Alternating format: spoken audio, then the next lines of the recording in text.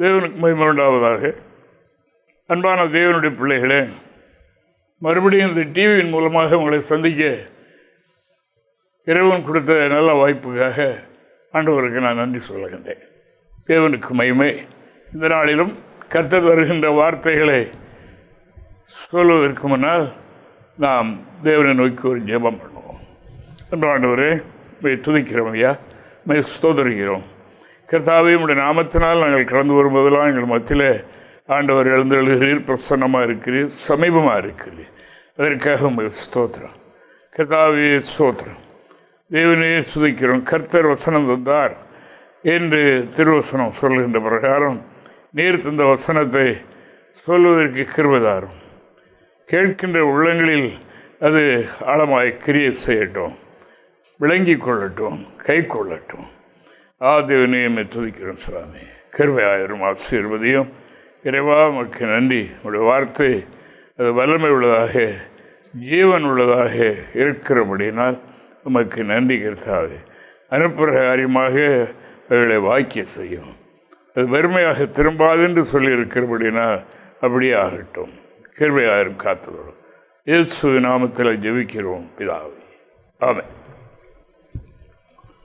அன்பான கர்த்தருடைய பிள்ளைகளே, இந்த நாளிலும் நாம் தியானிக்க போகிற வார்த்தை என்னவென்றால், ஒரு மனிதன் இன்னொரு மனிதனிடத்தில் உண்மையான சிநேகம் உடையவனாக இருப்பானால், தன்னுடைய நண்பன் அல்லது தன்னுடைய சிநேகிதன் அதாவது மேன்மை அடைய வேண்டும், அவன் ஆசீர்வாதமாக இருக்க வேண்டும் என்று விரும்பினால் என்ன செய்ய வேண்டும் என்று நாம் இன்று இந்த திருவசனத்தை தியானிக்க போகிறோம். தேவனுடைய நாமத்திற்கு மகிமை உண்டாவதாக. அன்று ஒரு நாள் நமது ஆண்டவராக இயேசு கிறிஸ்து வழிநடந்து போய் கொண்டிருக்கின்ற போது ஒரு மனிதன் ஓடோடி வந்து அவருக்கு முன்பாக முழங்கால் படியிட்டு, ஆண்டவரே, நித்திய ஜீவனை சுதந்திரிக்க நான் என்ன செய்ய வேண்டும் என்று கேட்டான். ஆண்டவராகி தேவனுடைய பிரசங்கம் என்ன என்றால், அவருடைய முதல் பிரசங்கமே மனம் திரும்புங்கள், பரலோக ராஜ்யம் சமீபமாக இருக்கிறது.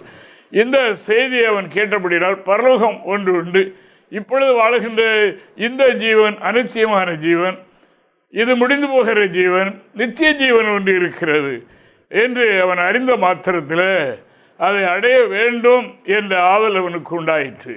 ஆனபடினால ஆண்டவரிடத்தில் கேட்டான். அவரை ஆண்டவர் என்று அவன் அறியவில்லை, போதகர் என்று அறிந்திருந்தான். ஆனபடினால, போதகரே, நல்ல போதகரே, நித்திய ஜீவனை சுதந்திரிக்க நான் என்ன செய்ய வேண்டும் என்று கேட்டபோது ஆண்டவர் அவனில் அன்பு கூர்ந்து அவனுக்கு சொன்ன 3 வார்த்தைகளை நாம் இங்கே பார்க்கலாம். மார்க்கு சுவிசேஷம் 10ஆம் அதிகாரம் 17 முதல் 21 வரைக்கும் உள்ள வசனங்களை நாம் வாசிப்போம். பின்பு அவர் புறப்பட்டு வழியிலே போகையில் ஒருவன் ஓடி வந்து அவருக்கு முன்பாக முழங்கால் படிட்டு, நல்ல போதகரே, நித்திய ஜீவனை சுதந்திரித்துக் கொள்ளும்படி நான் என்ன செய்ய வேண்டும் என்று கேட்டான். அதற்கு இயேசு, நீ என்னை நல்லவன் என்று சொல்வானேன்? தேவன் ஒருவர் தவிர நல்லவன் ஒருவனும் இல்லையே. விபச்சாரம் செய்யாதிருப்பாயாக, கொலை செய்யாதிருப்பாயாக, களவு செய்யாதிருப்பாயாக, பொய் சாட்சி சொல்லாதிருப்பாயாக, வஞ்சனை செய்யாதிருப்பாயாக, உன் தகப்பனையும் உன் தாயையும் கனமணுவாயாக என்கிற கற்பனைகளை அறிந்திருக்கிறாயே என்றார். அதற்கு அவன், போதகரே, இவைகள் எல்லாம் என் சிறு வயது முதல் கை கொண்டிருக்கிறேன் என்றான். தேவனுக்கு மகிமை உண்டாவதாக. நிறுத்திக் கொள்ளுங்க. தேவனுக்கு மகிமை. அதாவது, நீ நித்திய ஜீவனை சுதந்திரிக்க வேண்டும் என்றால் இப்படிப்பட்ட பாவங்களை எல்லாம் விட்டுவிட வேண்டும் என்று சொன்னார் என்று நாம் பார்க்கின்றோம். பாவத்தோடு இருந்து கொண்டு, அதாவது பரலோகத்தை அல்லது நித்திய ஜீவனை எதிர்பார்ப்பது அது ஏமாற்றமான காரியம் என்று நாம் காணுகின்றோம். அவர் சிறுவயது முதற்கொண்டே இவைகளெல்லாம் நான் கை கொண்டு வருகின்றேன் என்று சொன்ன அவனுக்கு ஆண்டவராகிய தேவன் அவனில் அன்பு கூர்ந்து அவனுக்கு சொன்ன புத்திமதிகள் என்ன என்பதை நாம் 21வது வாக்கியத்தில் வாசிக்கலாம். இயேசு அவனை பார்த்து, அவனிடத்தில் அன்பு கூர்ந்து, உன்னிடத்தில் ஒரு குறை உண்டு, நீ போய் உனக்கு உண்டானவர்கள் எல்லாம் விற்று தரித்திரருக்கு கொடு, அப்பொழுது பரலோகத்தில் உனக்கு பொக்கிஷம் உண்டாயிருக்கும், பின்பு சிலுவையை எடுத்துக்கொண்டு என்னை பின்பற்றி வா. தேவனுக்கு மகிமை உண்டாவதாக. அவனில் அன்பு கூர்ந்து என்று சொல்லுது. அதாவது நாம் இந்த வசனங்களை பார்க்கும்போது அப்படி என்றால் மனிதனுக்கு தேவனுடைய பிள்ளைகள் ஐஸ்வர்யவான இருக்கக்கூடாதா, பணம் இருக்கக்கூடாதா என்று கேள்வி எழும்பலாம். ஆனால் அப்படி அல்ல. இந்த மனிதனுக்கு இந்த காரியம் அந்த நித்திய ஜீவனை அடைய தடையாக இருந்தது என்று அதில் தெரிகின்றது. ஆனபடியினால இந்த ஐஸ்வர்ய மயக்கம் உன்னில் இருக்கிறபடியினால் அது நித்திய ஜீவனுக்கு தடை. நீ அநேக காரியங்களை விட்டு அநேக காரியங்கள் பிரமாணங்களை கை கொள்கிறாய், நல்லதுதான். ஆனால் இப்படிப்பட்ட ஒரு பாவம் இப்படியே மனிதர்களுக்கு தேவனுடைய பிள்ளைகள் என்று சொல்லப்படுகிறவர்களுக்கும் அதாவது ஏதோ ஒன்றை விட முடியாமல் அவர்களுக்கு இருக்கும். ஆனால் ஒரு சாதாரண காரியமாகத்தான் இருக்கும், பெரிய காரியமாகவும் இருக்காது. ஆனால் அது தேவனுடைய பார்வையில் இவனுடைய நித்திய ஜீவ பாதையில் போகக்கூடாது, இவனை தடை செய்கிற ஒன்றாக அது இருக்கும். அதை சுட்டி காட்டுகின்றார். இதில் நான் இப்படி பார்க்கிற காரியம் என்னென்றால், அதாவது அவனில் அன்பு கூர்ந்து அவர் என்ன சொன்னார், குறையை அவருக்கு உணர்த்தினார் என்று நாம் காணுகின்றோம். அப்படினால நண்பன் என்று சொன்னால் அதாவது அவன் நல்லா இருக்க வேண்டும், இந்த தீமையை செய்து கொண்டே இருந்தால் அவன் கெட்டு போவான் என்று ஒரு உண்மையான நண்பன் உணர்வான். ஆனால் அவனுடைய குறையை சொல்லிக் கொடுப்பான். இந்த குறை ஒன்றில் இருக்கிறது, இதை விட்டுவிடு, உன்னுடைய எதிர்காலத்தை கெடுத்து போடும் என்று சொல்லிக் கொடுக்கிறவனாக இருப்பான். அப்படி இல்லாவிட்டால் அது கள்ளத்தனமான அன்பு. அவனை பயன்படுத்தி இவனுடைய வாழ்க்கையை பிரயோஜனமாக்கி கொள்ள அப்படித்தான் இருக்கிறான் ஒழிய அது உண்மையான நட்பு அல்ல. ஆனால் இறைவன் ஒருவர் அந்த உண்மையான நட்புடையவர். ஆனபடினால ஒரு மனிதனும் கெட்டு போகக்கூடாது என்பது அவருடைய சுத்தம். ஆனபடினால் ஆண்டவராய் தேவன் மனுமக்கள் மேல் அன்பு கூர்ந்து அவர் அப்படி செய்கிறார் என்று வேதத்தில் நாம் வாசிக்கிறோம். தேவனுக்கு மகிமை. அன்பான தேவனுடைய பிள்ளைகளே, அதாவது நம்மில் இருக்கிற பரிசுத்த ஆவியானவர் அல்லது நாம் வழிபடுகிற தேவன் கர்த்தராகிய இயேசு கிறிஸ்து அதாவது என்ன செய்கிறார் என்றால், அதாவது நம்முடைய குற்றத்தை உணர்த்துகிறார். எப்பொழுது அதாவது யார் அதிகமாய் ஜெபம் பண்ணுகின்றார்களோ, யார் அதிகமாய் தேவ சமூகத்தில் காத்திருக்கின்றார்களோ அவர்களுக்கு இப்படிப்பட்ட அநேக காரியங்களை இந்த விடுதலை பெற்றிருந்தாலும் இப்படிப்பட்ட ஒரு காரியம், சில காரியங்கள் தடையாக இருக்கணும். அது எப்பொழுது தெரிய வரும் என்றால், ஜெபம் பண்ணும்போது அவைகளை ஆவியானவர் அவனுக்கு உணர்த்தி தருவார் என்று இறைவசனம் சொல்லுகிறது. வாசிப்போம். மார்க் 11ஆம் அதிகாரம் 25வது வாக்கியம். ஜெபஜீவியம் இல்லாதவர்களுக்கு தான் எப்படி இருக்கிறோம் என்ற அறிவு இருக்காது. அநேக தவறுகள் வாழ்க்கையில் இருக்கும், சரியாகத்தான் இருக்கிறோம் என்று எண்ணத்தக்கதாக அது இருக்கும். அதுபடினால அதாவது நீங்கள் நின்று ஜெபம் பண்ணும்போது வாசிங்க. நீங்கள் நின்று ஜெபம் பண்ணும்போது ஒருவன் பேரில் உங்களுக்கு யாதொரு குறை உண்டாயிருக்குமானால் பரலோகத்தில் இருக்கிற உங்கள் பிதா உங்கள் தப்பிதங்களை உங்களுக்கு மன்னிக்கும்படி அந்த குறையை அவனுக்கு மன்னியுங்கள். நின்று ஜெபம் பண்ணும்போது அப்பொழுதுதான் அது உணர்த்தப்படும். இன்னாரிடத்தில் எந்த நாள் பகையா இருக்கிறோமே, இன்னாருடைய பற்றி நாம் தீதாக எண்ணிக்கொண்டிருக்கின்றோமே, நீண்ட பகையுடையவர்களாக இருக்கிறோமே என்கிறது எப்பொழுது தெரிய வரும் என்றால், அதாவது ஒரு மனிதன் ஜெபம் பண்ணும்போது அது அவனுக்கு தெரிய வரும் என்று வேதம் சொல்லுகின்றது. தேவனுக்கு மகிமை. அவைகளை நாம் என்ன செய்ய வேண்டுமா, அவனுக்கு மன்னிக்கணும். மன்னிக்கும் போது நம்முடைய குற்றங்களும் மன்னிக்கப்படும் என்று இறைவசனம் சொல்கின்றபடினால ஆண்டவரை நான் சோதரிக்கிறேன். தேவனுக்கு மகிமை உண்டாவதாக. நான் மேலே முதலாவது வாசித்த அந்த பாகத்தின்படி இங்கே அதாவது எபேசு சபையை குறித்து ஆண்டவர் ஆவியானவர் பேசும்போது அநேக நல்ல காரியங்கள் அந்த எபேசு சபையில் இருந்தது. ஆனாலும் உன்னில் ஒரு குறை உண்டு என்று அவர் சொல்கின்றார். அன்பு என்று சொல்வது குறையை உணர்த்தி கொடுப்பதுதான் அன்பு. ஆனபடியால் நட்பு என்பது அதுதான். அதாவது பிறர் வாழ வேண்டும், என்னுடைய நண்பன் ஆசீர்வாதமாக இருக்க வேண்டும் என்று அப்படி நட்புடையவர்கள் என்ன செய்வார்கள் என்றால் அவனுடைய குறையை உணர்த்தி கொடுப்பார்கள் என்று நாம் காணுகின்றோம். இங்கே இந்த எபேசு சபை குறித்து ஆண்டவர் சொல்லும்போது இப்படி அவர் சொல்லுகின்றார். வாசிக்கலாம். வெளிப்படுத்தல் 22ஆம் அதிகாரம். தேவனுக்கு மகிமை உண்டாவதாக 1-2 சேர்த்து கூட வாசிக்கலாம். எபேசு சபையின் தூதனுக்கு எழுத வேண்டியது என்னவெனில், 7 நட்சத்திரங்களை தம்முடைய வலது கரத்தில் ஏந்தி கொண்டு 7 பொன் குத்துவிளக்கு மத்தியில் உலாவிக் கொண்டிருக்கிறவர் சொல்லுகிறதாவது, உன் கிரியைகளையும் உன் பிரயாசத்தையும் உன் பொறுமையையும் நீ பொல்லாதவர்களை சகிக்க கூடாமல் இருக்கிறதையும் அப்போஸ்தலர் அல்லாதவர்கள் தங்களை அப்போஸ்தலர் என்று சொல்லுகிறதை நீ சோதித்து அவர்களை பொய் என்று கண்டறிந்ததையும் நீ சகித்துக் கொண்டிருக்கிறதையும் பொறுமையாய் இருக்கிறதையும் என் நாமத்து நிமித்தம் இலைப்படையாமல் பிரயாசப்பட்டதையும் அறிந்திருக்கிறேன். ஆனாலும் நீ ஆதியில் கொண்டிருந்த அன்பை விட்டாய் என்று உன் பேரில் எனக்கு குறை உண்டு. அநேக நல்ல காரியங்கள், அவனில் அந்த சபையில் அநேக நல்ல காரியங்கள் இருந்தது என்று நாம் காணுகின்றோம். அவைகளெல்லாம் ஆண்டவர் புகழ்ந்துதான் பேசுகின்றார், சொல்லுகின்றார், இவைகளெல்லாம் ஒரு இடத்துல உண்டு. ஆனாலும் என்று அந்த தெய்வீக அன்பை பாருங்கள், உன்னில இன்னொரு குறைவு உண்டு என்று அவர் சொல்லிக் கொடுக்கின்றார். உன்னுடைய அன்பு அந்த குறைவு என்ன என்றால், ஆதியில் நீ சந்திக்கப்பட்ட காலத்தில், இறைவனை கண்டு கொண்ட காலத்தில், பாவனிப்பாகி ரட்சிப்பை பெற்றுக்கொண்ட அந்த நாட்களில் இருந்த அந்த அன்பு உன்னிலே குறைந்து போய்விட்டது. ஜெபஜீவியம் குறைந்து விட்டது, ஆலய வழிபாடு குறைந்து போய்விட்டது, தேவனுடைய கட்டளைகளை பிரமாணங்களை கை கொள்கிறது, தேவனுடைய பிரமாணங்களின்படி தேவனுக்கு கொடுக்கிறவைகளில் எல்லாவற்றிலும் குறைந்து போய்விட்டார். அதுபடியால் எனக்கு உண்மையில் ஒரு குறைவு உண்டு என்று சொல்கிறதை நாம் இங்கே காணுகின்றோம். தேவனுக்கு மகிமை. இந்த வசனத்தை கேட்கின்ற அன்பர்களே, அருமையானவர்களே, கவனியுங்கள். நாம் ஆதியில் எப்படி இருந்தோம், இப்போ எப்படி இருக்கிறோம், நம்முடைய ஆவிக்குரிய ஜீவம் என்ன என்பதை அறிந்து கொள்ள வேண்டும். எனது தொடர்ந்து நாம் வாசிக்கும் போது காலதாமதம் செய்யாது, காலதாமதம் செய்தால் இருக்கிற அந்த வெளிச்சமும் விளக்கு தண்டை எடுத்து போடுவேன் என்று சொல்லுகிறதை நாம் இங்கே பார்க்கின்றோம். அதாவது கொஞ்சம் கொஞ்சம் இருக்கிற அனுபவமும் போய்விடும். உலக மனுஷனாய் பழையபடி ஆகிவிடுவாய். அப்படி இல்லாதபடி இப்பொழுதே உஜாராகி, இப்பொழுதே விழிப்பாகி நாம் பெற்றுக்கொண்ட அந்த நித்திய ஜீவனை பற்றி கொள்ள வேண்டும் என்று இறைவசனம் சொல்லுகின்றபடினால் ஆண்டவரை நான் சோதரிகிறேன். தேவனுடைய பரிசுத்த நாமத்திற்கு மகிமை உண்டாவதாக. கர்த்தராகிய இயேசு கிறிஸ்து இந்த உலகத்தில் அவர் ஜீவித்த காலத்தில் இவைகளை குறித்தெல்லாம் பிரசங்கித்தார். அவர் சென்று போன பிறகு பரிசுத்த ஆவியை அவர் அனுப்பினார். எதற்காக?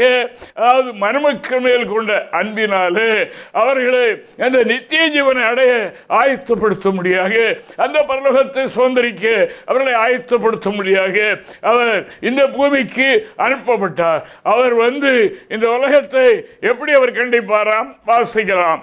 யோவான் சுவிசேஷம் 16ஆம் அதிகாரம் 8வது வாக்கியத்தை நாம் இங்கே வாசிப்போம். அவர் பாவத்தை குறித்தும், நீதியை குறித்தும், நியாய தீர்ப்பை குறித்தும் உலகத்தை கண்டித்து உணர்த்துவார். அவர் எதற்காக வந்திருக்கின்றார்? மகனே உன்னை ஆசீர்வதிக்கிறேன், மகளே உன்னை ஆசீர்வதிக்கிறேன், நீ மேன்மையாயிருப்பாய் என்று மட்டுமல்ல, அவருடைய வேலை டியூட்டி என்ன என்றால், இந்த உலகத்தில் பாவத்தை குறித்து, நீதி குறித்து, நியாய தீர்ப்பை குறித்து கண்டிப்பாக அவர் பேசுகிறவர். அதாவது கண்டிப்பாக அவர் உணர்த்து கொடுக்கின்றவர். அதற்காக அவர் வந்திருக்கின்றார். உங்களுக்குள்ளும் எனக்குள்ளே இருக்கிற பரிசுத்த ஆவியானவர் அந்த வேலைத்தான் அவர் செய்கின்றார் என்பதை நாம் மறந்துவிட வேண்டாம். ஆனபடினால அவர் எப்பொழுது அதை செய்வார் என்றால், நாம் ஜெபஜீவியம் உடையவர்களாக இருக்கும்போது அவர் நம்முடைய குறைகளை, மறைந்து கிடக்கிறவைகளை நமக்கு ஞாபகப்படுத்துவார். இது தேவன் நமது மேல் கொண்ட மகாபரிய அன்பு என்பதை நாம் மறந்துவிட வேண்டாம்.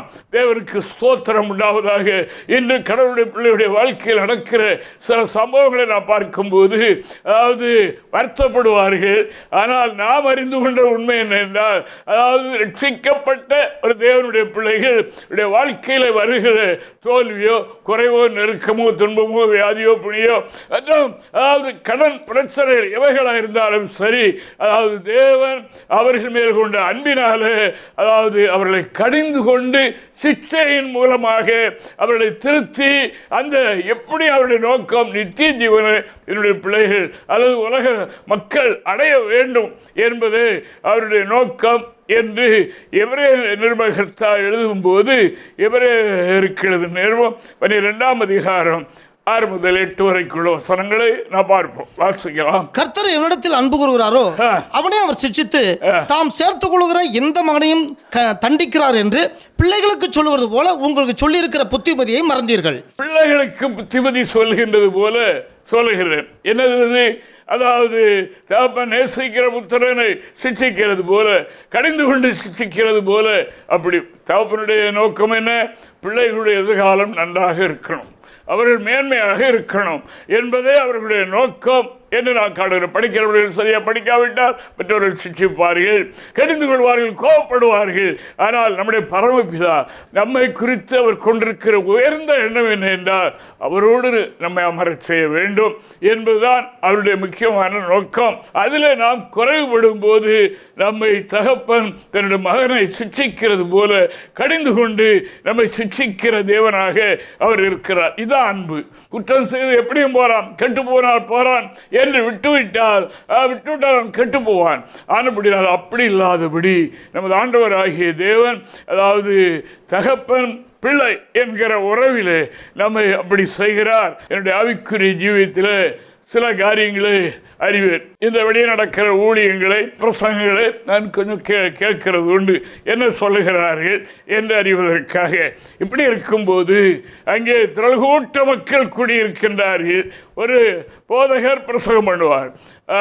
பிரபலமானவர், அற்புதங்கள், அதாவது பேர் சொல்லி கூப்பிடுகிறவர், அற்புதம் செய்கிறவர் வருவரைக்கும் இவர்கள் அந்த கூட்டத்தை நிலைநிறுத்தி வைப்பதற்காக பேசுவார்கள். அப்பொழுது பார்த்தால் சிலர் தூங்கிக் கொண்டிருப்பார்கள், சிலர் குட்டாய் விட்டு கொண்டிருப்பார்கள், சிலர் அவர் எப்பொழுது வருவார் என்று எதிர்பார்த்து கொண்டே இருப்பார்கள்.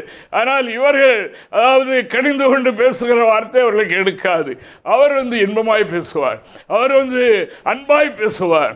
பேசி, அதாவது கடல் உங்கள் பக்கத்தில் நிற்கிறார் இப்படி என்று எல்லாம் சொல்லுவார்கள். அது அவர்களுக்கு உன்னுடைய கவலையை போக்க ஆண்டவர் சுத்தம் கொண்டிருக்கிறார் மகனே மகளே என்று சொல்லும் போது அவர்களுக்கு அது கொடிய பாவிகளாக கூட இருப்பார்கள்.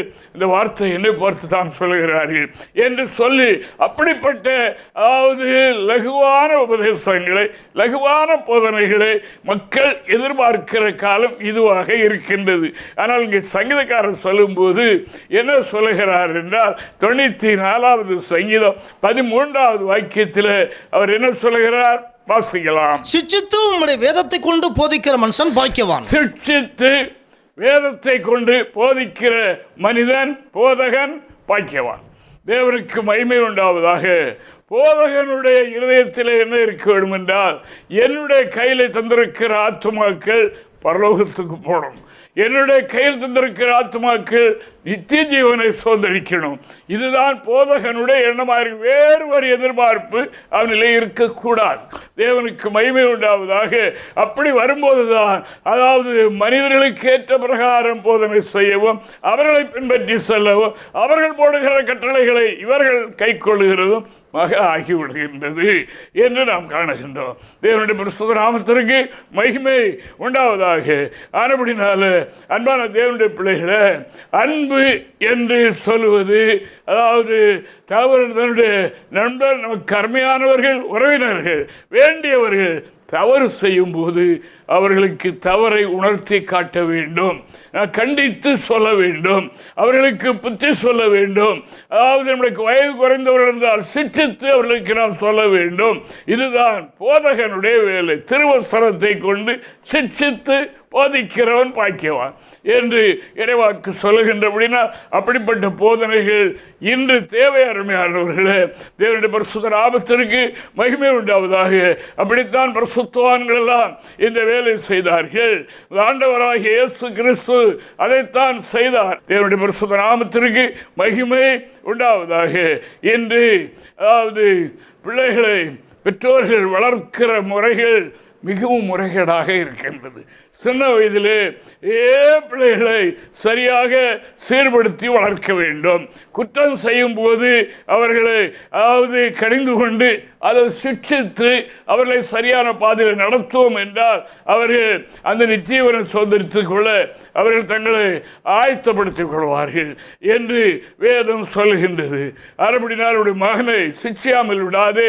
அவரை பிரம்பினால் அடிக்கிறதுனால அவன் சத்து போக மாட்டான், இறந்து போக மாட்டான். ஆனபடினால அவனை கடிந்து கொள். அப்படி நீ செய்யும் போது, இளமையில் நீ அப்படி வளர்க்கும் போது, முதிர் வயதிலும் அவன் அதை விடாதிருப்பான் என்று இறைவசனம் சொல்லுகின்றபடினால் ஆண்டவரை நான் ஸ்தோத்திரிக்கிறேன். தேவனுடைய பரிசுத்த நாமம் மகிமைப்படுவதாக. அப்போஸ்தலனாகிய பரிசுத்த பவுல் எபேசியருக்கு நிருபம் எழுதும் போது அவர் இவ்விதமாக எழுதுகின்றார்.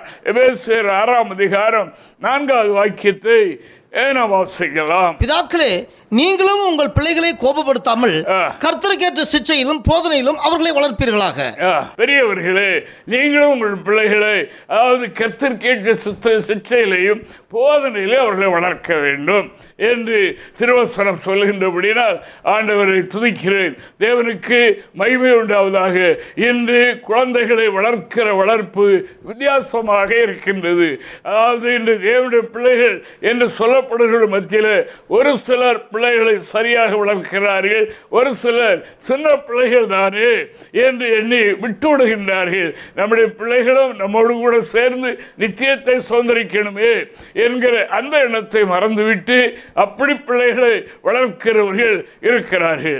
பிள்ளைகள் தவறு செய்யும் போது பெற்றோர்கள் கண்டிக்காவிட்டாலும் மற்றவர்கள் அல்லது போதகர்கள் அவைகளை கண்டிக்கும் போது பெற்றோர்களுக்கு மன வருத்தங்கள் ஏற்படுகிறதை நாம் இன்று பார்க்கின்றோம்.